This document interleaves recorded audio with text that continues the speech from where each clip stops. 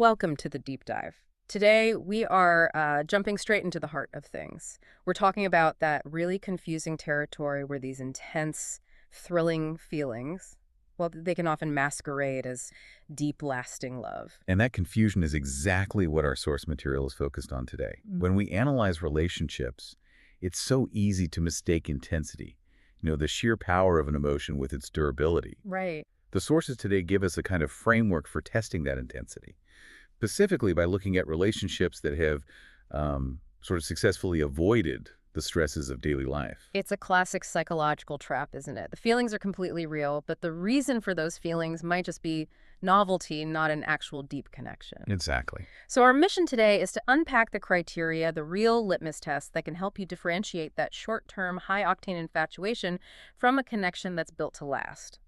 We're going to look at how distance, routine, and real-life challenges serve as the ultimate measure. Because the environment a relationship exists in, it fundamentally dictates the nature of the feelings it produces.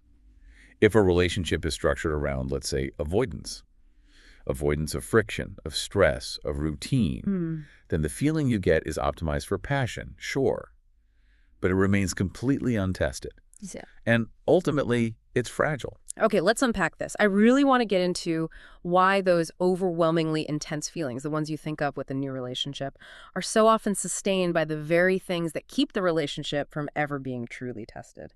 We have to start with the hard measurement the sources give us, the timeline trap. The timeline. Please like, subscribe, and leave a comment.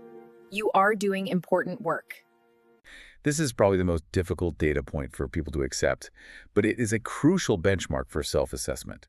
The analysis suggests that if a relationship has lasted, say, 2 to 3 years or less, statistically, it's overwhelmingly still operating within the sphere of infatuation, not what we'd call deep, committed love. Now, hang on. 2 or 3 years. That feels like a marathon in modern dating. Why does the clock matter so much? I mean, I know people who married really quickly and seem happy. Doesn't that sheer intensity of feeling in that time prove the connection is real? The intensity is absolutely real. But the source material reminds us that those first few years are almost always defined by the honeymoon phase. And psychologically, even neurochemically, this is a period where your brain is just flooded with novelty-driven hormones. So it's a chemical high, basically. In a way, yes. Dopamine is spiking, and we are experiencing what the sources actually call a performance. A performance. Yes. 2 years is often just enough time to sustain the energy needed to show the absolute best version of yourself. It's the version you want the other person to fall in love with. Novelty and excitement, these just naturally obscure reality. You haven't had time to become truly comfortable or messy or, genuinely stressed in front of them. So the clock is just running out on that initial unsustainable performance. That's a good way to put it. Okay, so if the infatuation is being propped up by this lack of reality, what are the specific pillars holding this whole idealized, untested feeling together? The sources lay out 3 specific factors. The first one is distance. If partners only meet infrequently, or if most of your communication is asynchronous, like through texts or calls or curated social media posts. Ah, so you're not getting the real-time reaction. You're not. You're getting the perfectly considered text response 15 minutes later, not the immediate, unfiltered, maybe even grumpy reaction to a sudden problem. You maintain this idealized image of the other person. And you fill in the blanks with perfection. Precisely. Because the daily friction hasn't forced the imperfections to the surface yet. That's fascinating. So our modern way of communicating actually supports the fantasy. Okay, what's the second pillar? The second is emotional novelty. Infatuation is filled with passion for one simple reason. It hasn't faced the mundane yet, the exhausting, the repetitive. Passion thrives on newness and anticipation. Routine is its natural enemy. So if every single moment you spend together is high energy, planned, and exciting, you're really only testing the fun parts of the relationship. And I'm guessing the third factor is that avoidance of friction you mentioned. Yes, a lack of obligations. The couple doesn't have to contend with routine difficulties. They haven't had to, combine bank accounts or manage a sick parent or share the responsibility of cleaning up some disaster. They haven't endured a major financial setback together. The sources call them relationship tourists. I love that. It's a powerful distinction, isn't it? A tourist sees the highlights, the postcard moments. A resident deals with the pothole repairs and the utility bill. It's a daily commute. And infatuation is inherently easy. It's low maintenance, high reward. The sources emphasize that when that idealized image is finally stripped away, when people move from being tourists to being residents, sharing the mortgage and the bathroom imperfection surface. And that's when the intense feelings either have to transform into something deeper or they just fade. And this is where it gets really interesting, because sometimes what we're calling this intense feeling isn't even about the other person's amazing qualities at all, is it? It's about a need inside of ourselves. That is the most critical part of this. You have to examine the reason for the intense attachment. If the intensity is rooted in some kind of coping mechanism, it's not love.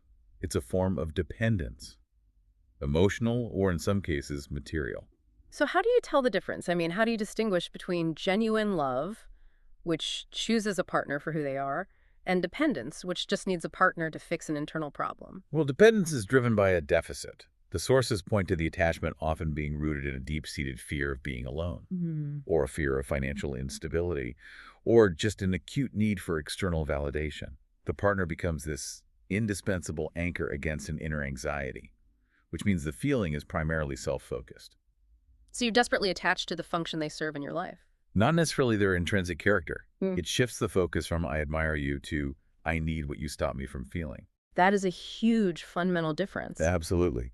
And you can often spot this deficit-driven intensity in the language of certainty we use, the absolute statements we make really early on. The sweeping generalizations that feel so romantic in the moment. Exactly. Yeah. The sources suggest you should really pay attention to specific phrases. Yeah. If you find yourself thinking or saying things like, no one will ever love me like this again. Yeah. Or, only with her have I found true love.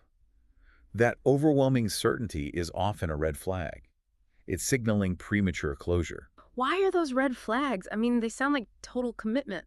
Because they're almost always based on insufficient data. It's a cognitive bias. We're deciding the conclusion before all the evidence is in.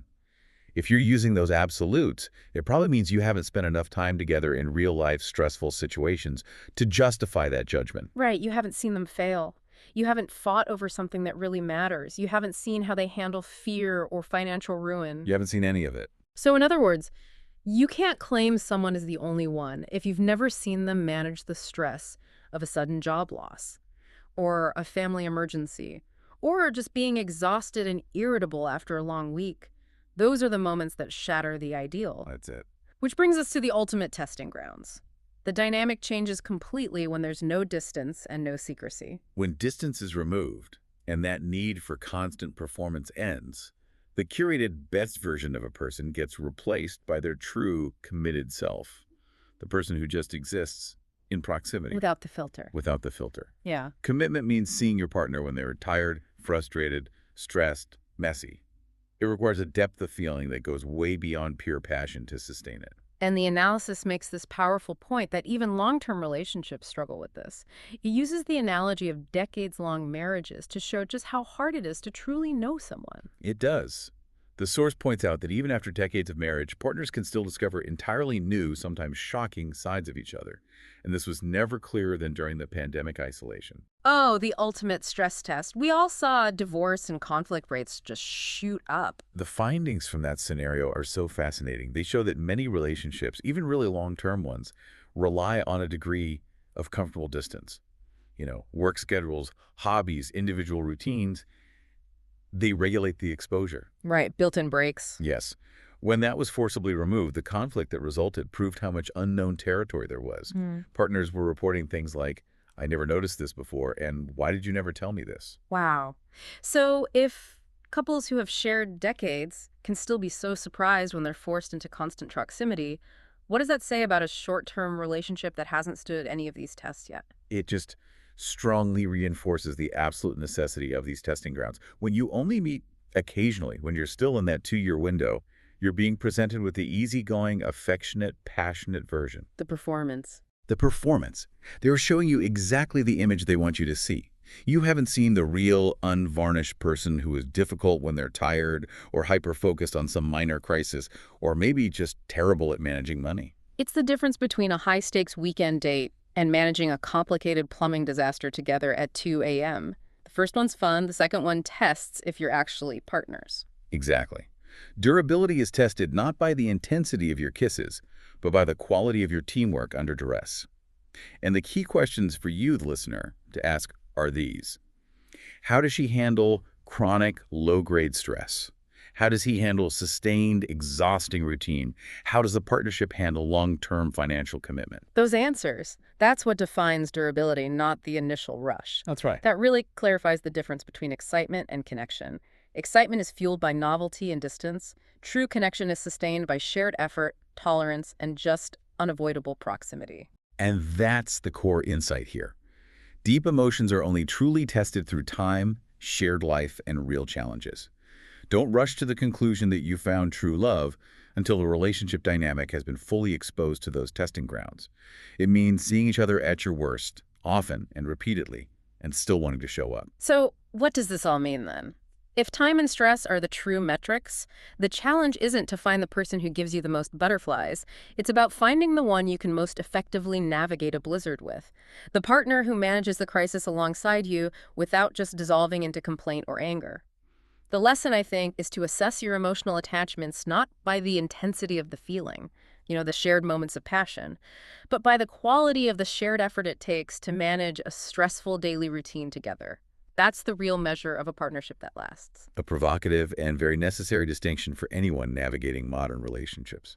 And that is our deep dive for today. Thank you for joining us. We'll see you next time. Please like, subscribe, and leave a comment. If you want to overcome betrayal, break toxic cycles, take control of your relationship choices, read How to Deal with a Love Triangle. The link is below the video.